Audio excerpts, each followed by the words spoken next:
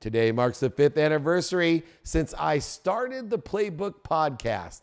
So now I want to share with you 5 of my favorite lessons from some of my favorite guests that I've been fortunate to sit down with. Where did your vision come from? You know, you're from Galveston. I'm always amazed by entrepreneurs that, I grew up in Akron, Ohio, and people ask me the same question, like where this big vision keeps coming and it doesn't quit. You're, a little later on in life, not in your 20s anymore, but you see things at a different perspective than most people.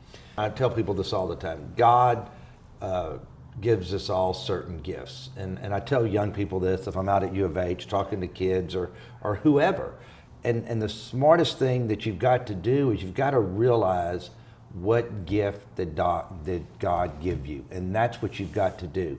And it's not always about making the most money. It's can I play an instrument well? Can I be an artist? If one of my kids was really good at something but it didn't make a lot of money, I would be fine with that. But find out what you do really well and go after that.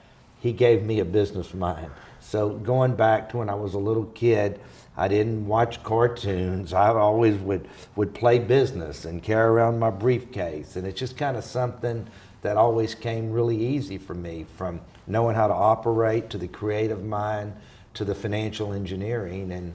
And if somebody said, why were you able to do this? I would say, because I was given those 3 gifts. True leadership is when a leader takes other followers and makes them leaders. Inspire others. That's true leadership. We have a real duty, and I'm telling you this, this is why I'm so inspired to change one life a day. Maybe I change more, but one life a day. Why? Kid called me last night. Papa, I'm really frustrated going through this. I sent him this information. He has cancer with some stuff, dealing with some stuff. He came back. He was like, I never knew that I had the choice to live. I said, absolutely you have the choice. But watch what happens. And I'm gonna use the analogy of animals, right? Why is a lion the king of the jungle? He's not the biggest. He's not the strongest. He's not the fastest. The only thing that sets a lion different than an elephant is his mentality. That's it. When he walks up, he must be respected. Period. An elephant weighs 50 times more than this lion. So why wouldn't an elephant look at the lion and say, mentality? If an eagle flies at a certain altitude, if he bumps into another bird up there, it must be another eagle. Because pigeons don't fly at that altitude. They can. They can, but they don't. And so that's where we have to really understand what life really is. Life is really being that leader that inspires other followers to become leaders, not follow. How do you perceive time, and how can we utilize time to the best of our own joy and bliss? See, what you call as life is a combination of a certain amount of time and a certain amount of energy. This is all it is. This is the fundamental. In the local languages in India, for example, the southern Indian language, when we say somebody died, we will not say they died. We say kalamaitanga, this means his time got over. Actually, that's what has happened. It's a very literal expression of what it is. Time got over. Right now, as we sit here, our time is running away. Most people don't understand this. That's why they have time for all kinds of silly things. Otherwise, if you know your time is ticking away right now, you wouldn't do anything other than what really matters to you. If every one of us were doing only what genuinely matters to us, this is a fantastic place to live. Right now, too many people are doing things which they don't care, but they keep doing it. It keeps happening, all kinds of ridiculous things. So time is rolling. As we sit here, it's slipping. You can't slow it down, you can't hasten it, you can't control it, you can't roll it back. There is no rewind, there is no fast forward, there is no stop, there is no pause, there is no nothing, it just keeps going.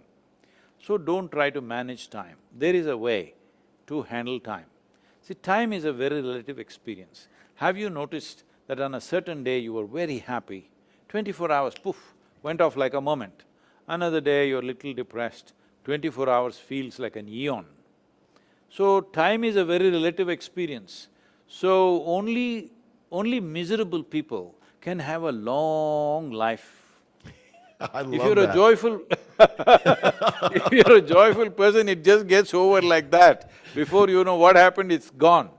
So the only thing you can do is to enhance your energy in such a way that what somebody does in 10 years, if you can do it in 1 year, now if both of us live for 100 years, it feels like I have lived for 1,000 years. That's all we can do. So why is this important? Because in terms of our experience, the profoundness of experience is all that matters. See, right now somebody may think, no, wealth is important for me, money is important for me, family is important for me. All this we believe will give us a more profound experience of life, whether it's marriage or children or love or prayer or meditation or anything. All these are just tools for creating more profound experience of life. So when it comes to experience, it's the profoundness of experience. When it comes to activity, it is the impactfulness of our activity. This is all there is in our life, nothing more. Profoundness of experience, impactfulness of activity. For this to happen, the most important thing is that you are able to organize and heighten your life energies in such a way that people will start thinking you're superhuman because of the way you live. But this is not about being superhuman, this is about understanding being human is super. You really were responsible for scaling the business. And one of the biggest questions that I get as a business coach, as someone with Entrepreneur and the TV show and everything is, how do I scale a business? Can you give us a little bit of insight on what some key points that you think really helped you scale the business globally like you did? Well, there were a couple things. Number one, people that you brought into the organization. The people that you invited to come into your home. They were really, that was the most important thing. And you always had to try to get ahead of the curve, because when you're growing fast, right, the skill sets that you need start to change, and your people, you have to help your people grow, and many times they can't. And you got to bring people in that have those skill sets and have been there before, done that, so to speak. And so that's the big thing, is getting the right people, as Jim Collins says, in Good to Great and Built to Last, get the right people on the bus and get the right people off the bus. But that's the number one thing. The second thing is that you have to constantly reinforce the values of the organization. Leaders get tired of talking about long before the people get tired of it. And that's one thing I really learned. No matter where I was in the world, I gave basically the same speech, that Starbucks is about people first and about coffee second. And we're here to serve, and that's it. And it was that simple. Now, I said it in a lot of different ways and practice it with different examples on how we did it, because the minute you break that promise that you're here to serve, right, then people no longer trust you and they don't serve. And so you have to constantly reinforce it. So it's really people first, and then constantly reinforce the values. What is your philosophy about winning? This is what's interesting about winning, right?